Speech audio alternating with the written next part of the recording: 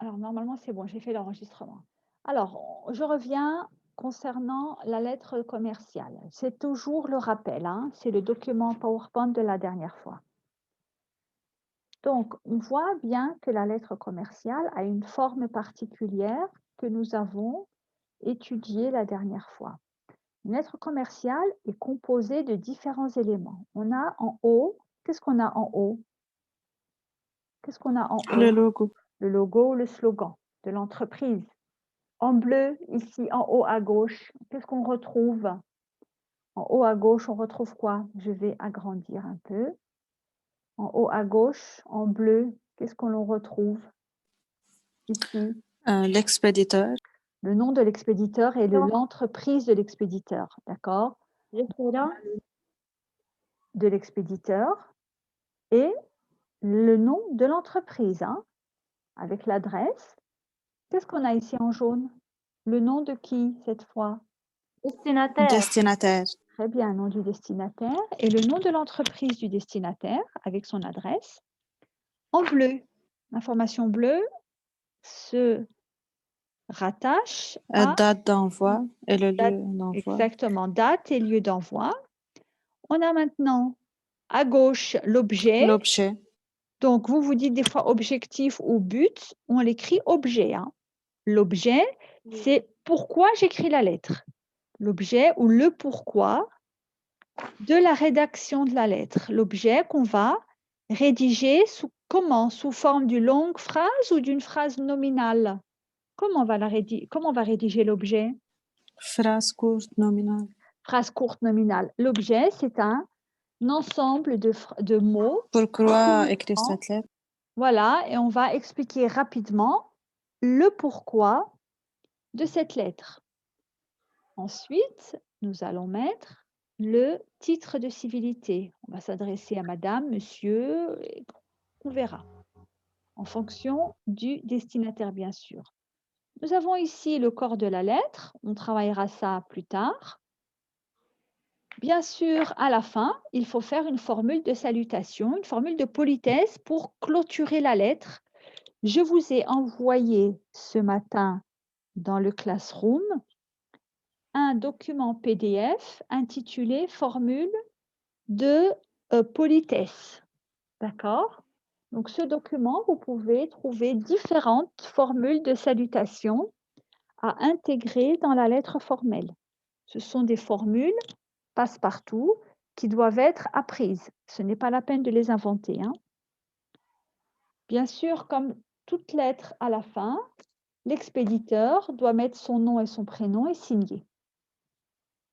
On peut, dans certains cas, avoir des annexes, des documents supplémentaires avec la lettre qu'on va noter. Et à la fin de la lettre, nous avons différentes informations.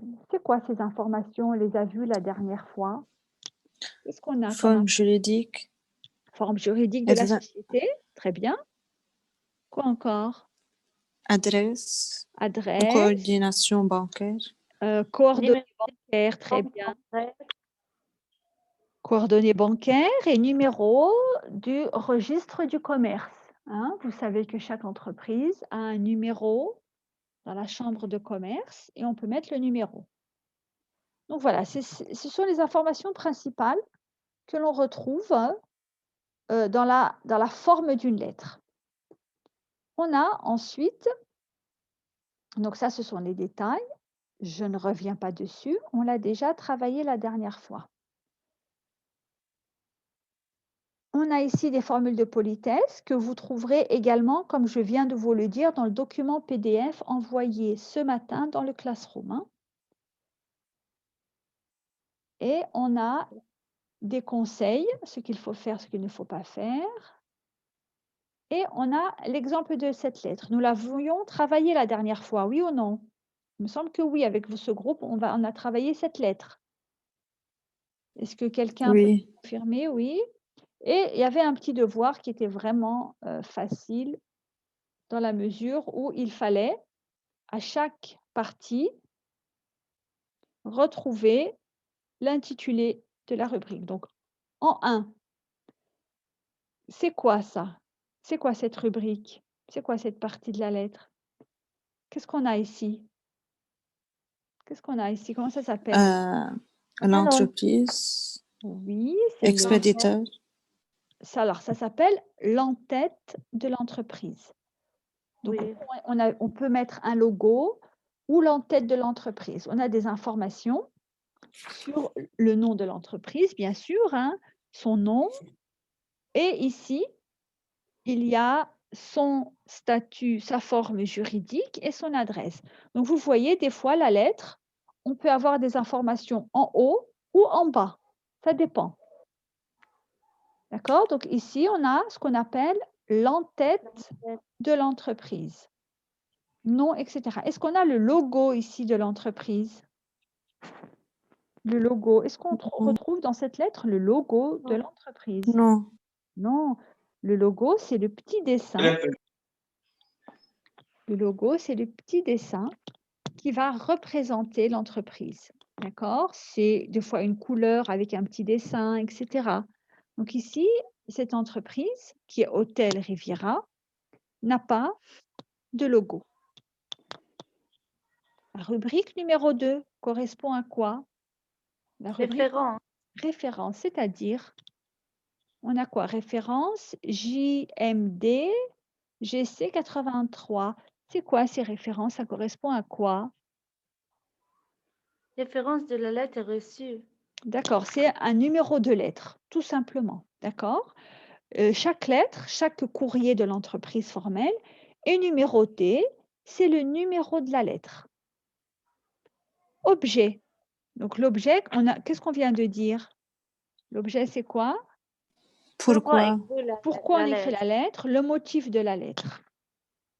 4. C'est quoi 4? 4, c'est quoi? Titre de civilité. Titre de civilité, très bien.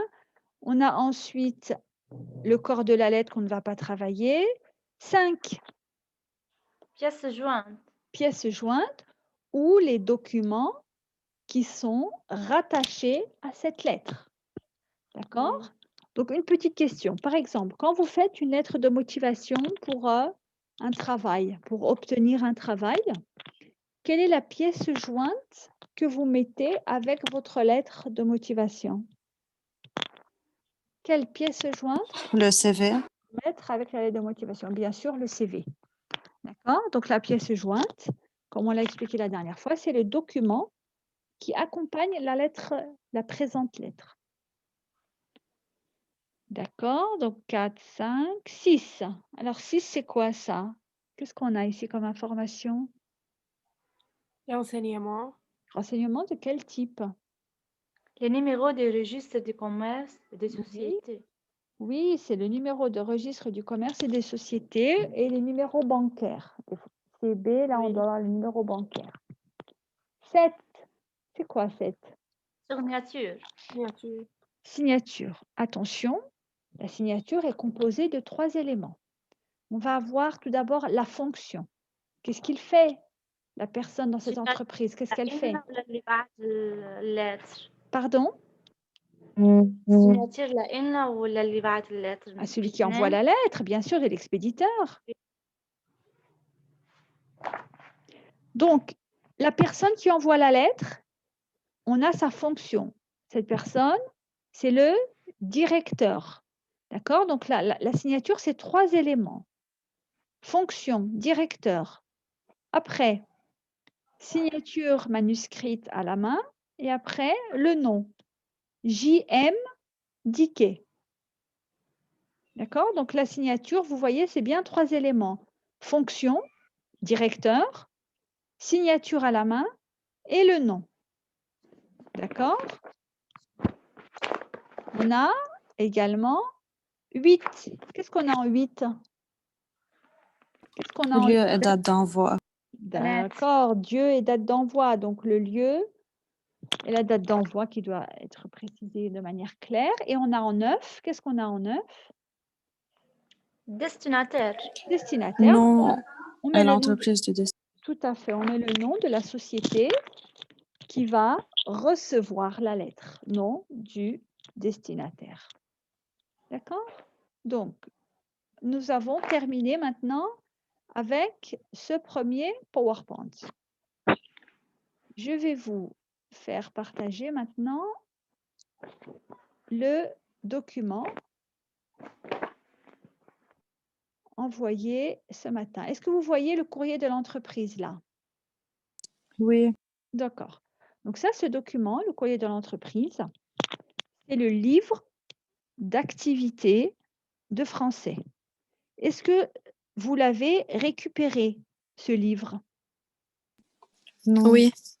Donc, il faut récupérer ce livre d'activité de français parce qu'on va faire des exercices à partir de ce livre. Moi, de toute façon, je vous mets dans le Classroom toujours des scans de ce livre. D'accord? Donc, ceux qui n'ont pas le livre encore, vous allez trouver le scan. Vous voyez, la première activité, c'est ce qu'on vient de faire avec le corrigé.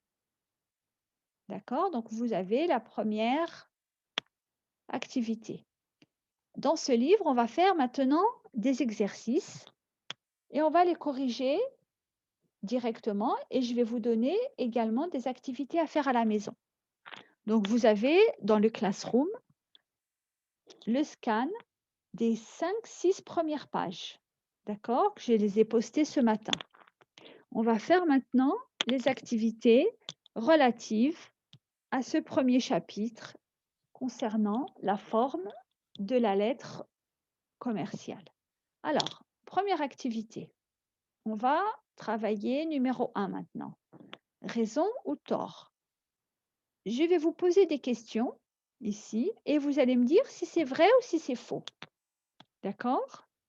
Alors, je veux qu'on s'intéresse à la question numéro 2. Dans la question numéro 2, alors, le nom et l'adresse du destinataire s'inscrivent en haut à gauche, oui ou non? Faux. À droite. Faux. À droite, on le met en haut à droite. D'accord? Donc, le 2, c'est faux en haut à droite. Troisième, ici numéro 3. Le titre du destinataire. Est-ce qu'on peut l'écrire en abrégé? Est-ce qu'on peut mettre tout simplement M au lieu de monsieur? Ou on doit écrire monsieur complètement? Qu'est-ce que vous en pensez? On doit On ne écrire peut monsieur Faux. complètement ou on Le- écrit M? Le M ou le monsieur? Oui, c'est le M, c'est le monsieur. Mais est-ce qu'on Oui. écrit dans la lettre commerciale M ou monsieur Non. tout complet? Non, on écrit monsieur. On écrit monsieur, d'accord? On va écrire M-O-N-S-I-E-U-R. On va écrire monsieur en entier. On ne va pas juste mettre l'initiale M. D'accord? Alors, autre question que je vais vous poser. 8. 8. Alors, n'oublie pas d'écrire la date qui est toujours celle de la réception de la lettre par le destinataire. C'est vrai ou Faux c'est de faux? l'envoi. C'est vrai ou c'est faux? Réfléchissez un peu tout le monde, puis après on va voir. Vrai ou faux?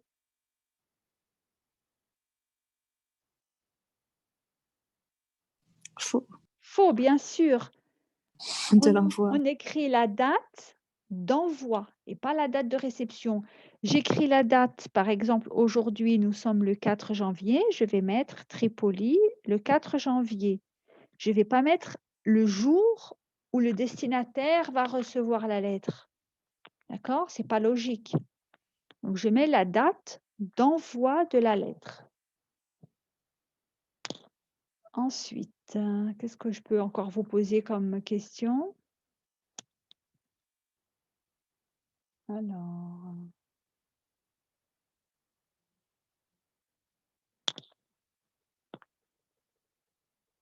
12. 11. N'oublie pas de signer ta lettre, sinon elle serait sans valeur. C'est vrai ou c'est faux? Vrai. Vrai, bien sûr. il faut toujours signer une lettre. Hein? D'accord, c'est vrai. 12. Si des documents accompagnent ta lettre, tu mets PJ, ce qui signifie pour justifier. C'est vrai ou c'est faux? Non, c'est pour ajouter. Faux. Pièce jointe. Pièce jointe PJ, ça veut dire pièce P, J jointe. D'accord? C'est pas pour justifier.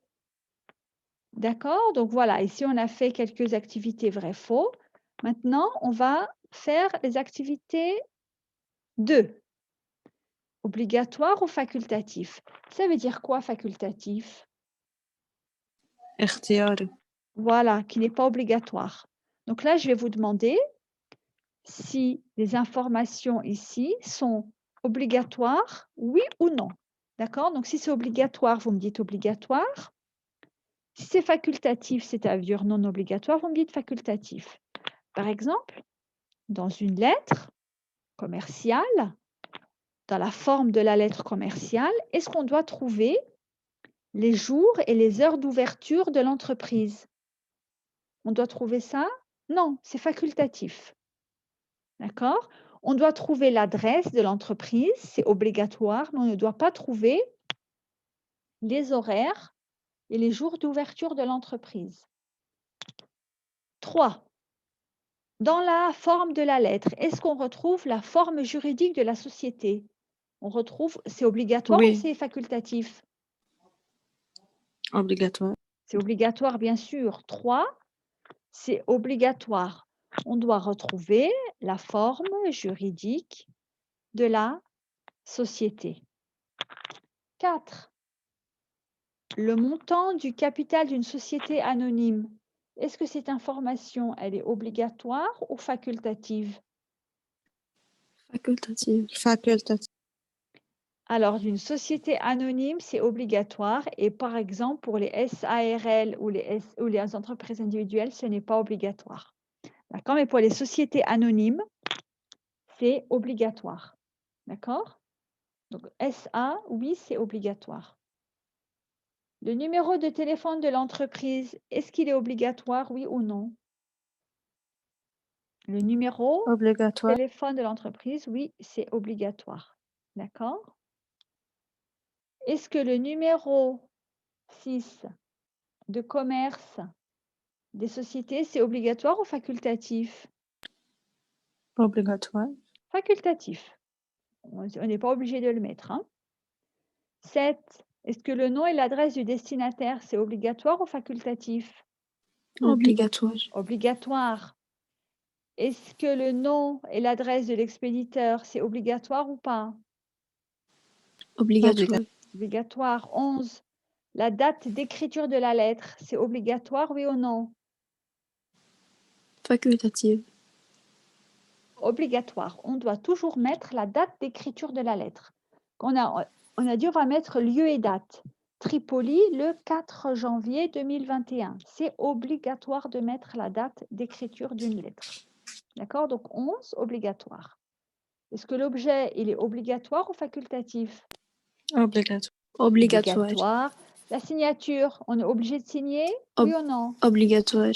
Tout à fait. D'accord? Donc, on a, à partir de cet exercice, on voit bien qu'il faut mettre obligatoirement des informations dans la forme de la lettre. Hein. D'accord? Sans ces informations, la lettre n'est pas correcte, elle est mauvaise. Donc, vous, si à l'examen, on va vous donner une lettre à faire, on va mettre des demi-points sur toutes ces informations. Objet de la lettre, signature de la lettre, date d'écriture de la lettre, etc., etc.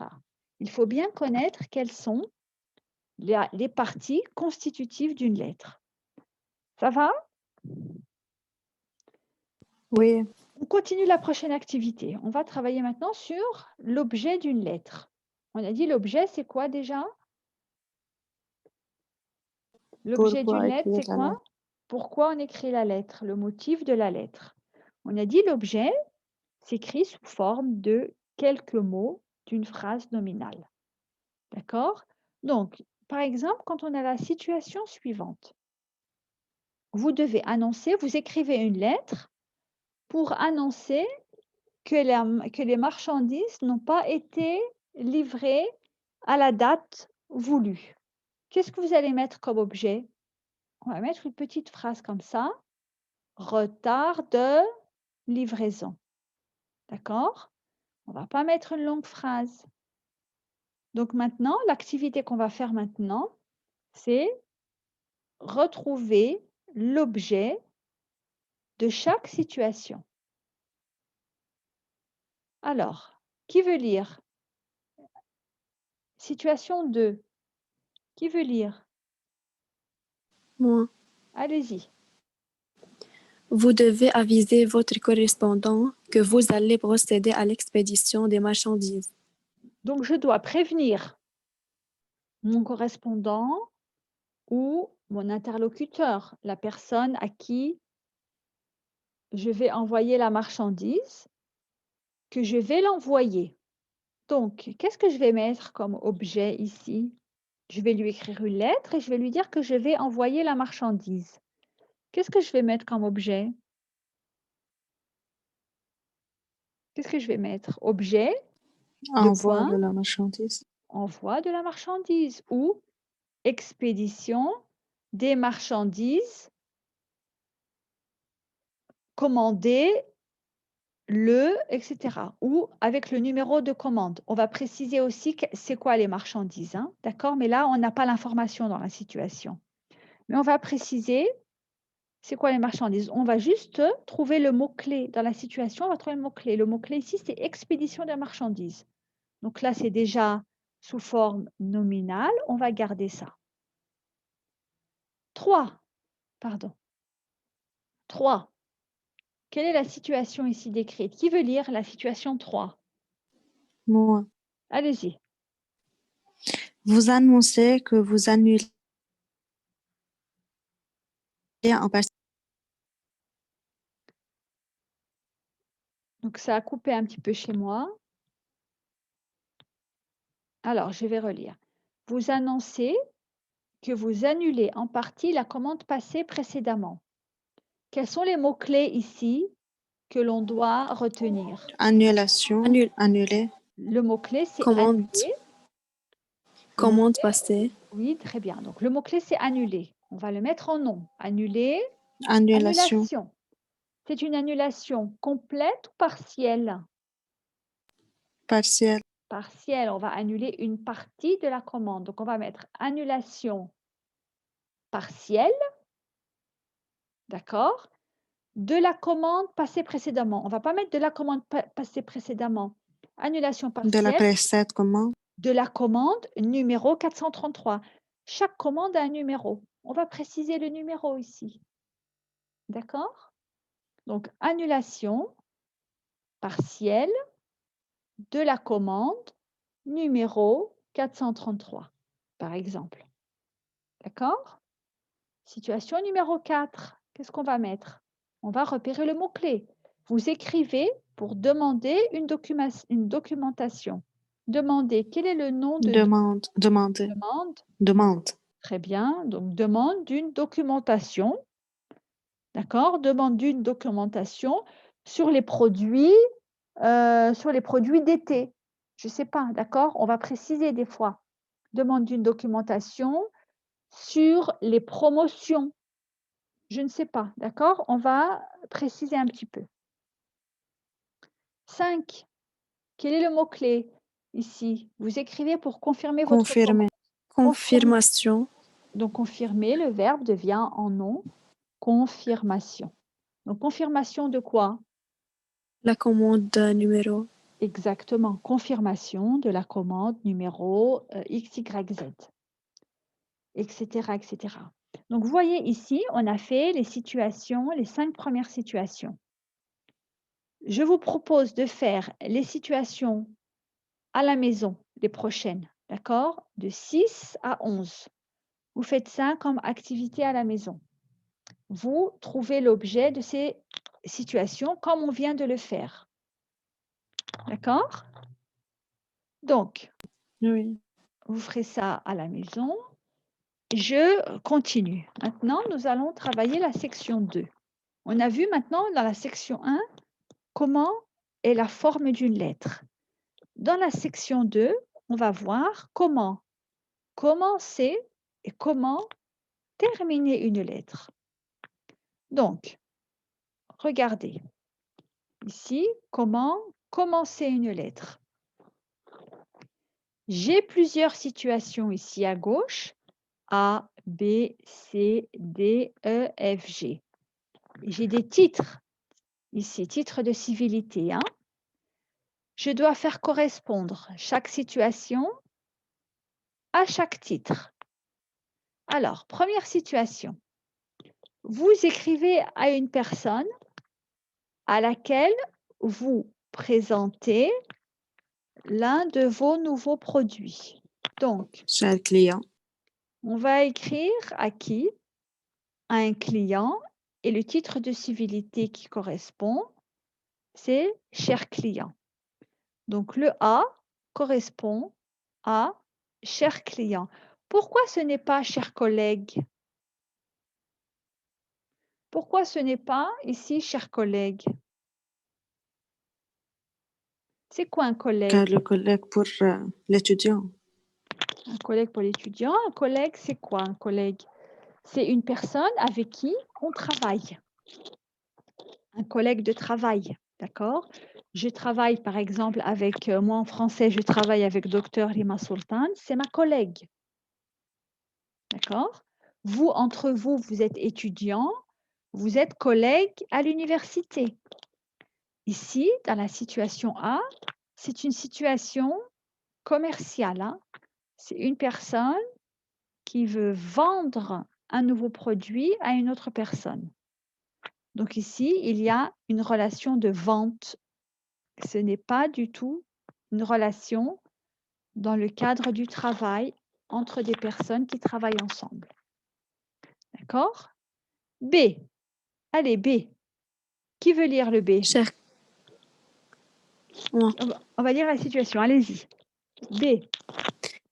À une personne qui travaille avec vous et qui a le même rang hiérarchique, chers collègues. Bien sûr, je vous ai aidé pour la prochaine. Ici, nous sommes à chers collègues. C'est une personne qui travaille avec nous. C. Allez, qui va lire C? Je veux d'autres étudiants qui parlent. C'est toujours les mêmes qui parlent. Moi. Allez-y. À une personne avec laquelle vous entretenez des rapports de sympathie.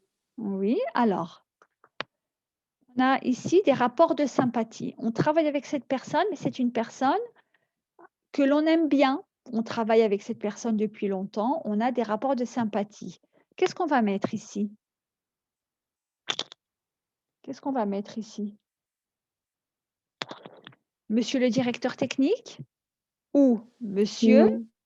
Ou cher monsieur, monsieur, messieurs ou maître? Qu'est-ce qu'on va mettre?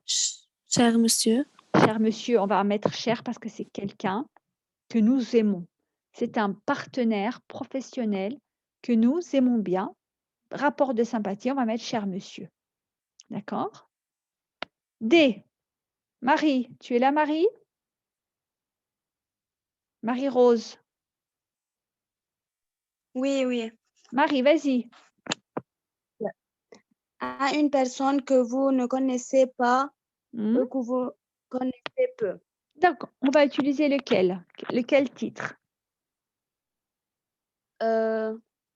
Monsieur le directeur technique. Non, monsieur le directeur technique, ce sera pour une autre situation. Donc, il reste monsieur le directeur technique, monsieur, messieurs ou maître? Monsieur. Monsieur, bien sûr, ici, à une personne que vous ne connaissez pas. Donc, je ne connais pas la personne, je mets monsieur. Je connais bien la personne et j'ai des rapports de sympathie, je mets cher monsieur. D'accord? Oui. Rena. Rena, tu es là? À une société. À une société. Alors, on va mettre quoi? Chers collègues. Oh. Monsieur le directeur technique. Chers collègues, on l'a déjà utilisé. J'écris à une société. Monsieur le directeur technique. Non. J'écris à une société. Monsieur le directeur technique, on en a besoin pour une autre situation. De toute façon, il ne reste pas beaucoup de choses. Hein. Il nous reste quoi? Maître, messieurs et monsieur le directeur technique. Donc, on va choisir lequel? Monsieur, Messieurs, Messieurs, ici. J'écris à une société, j'écris à plusieurs personnes. D'accord? On ne sait pas lesquelles. Oui. On va mettre messieurs au pluriel. OK? Oui. J'écris à un avocat ou un notaire. Qu'est-ce que je vais mettre? Maître. Je vais écrire maître, tout simplement. C'est le titre qu'on utilise pour désigner les avocats ou les notaires. J'écris à un responsable de production d'une entreprise industrielle. Qu'est-ce que je vais mettre? Monsieur le le directeur. directeur directeur technique. Donc là, le premier Zoom va se terminer. Vous vous reconnectez. Hein? D'accord? On va terminer encore D'accord. l'activité. Et puis, je vous dirai ce qu'il faut faire pour la prochaine fois. Donc, on a fait maintenant cette activité pour commencer la lettre.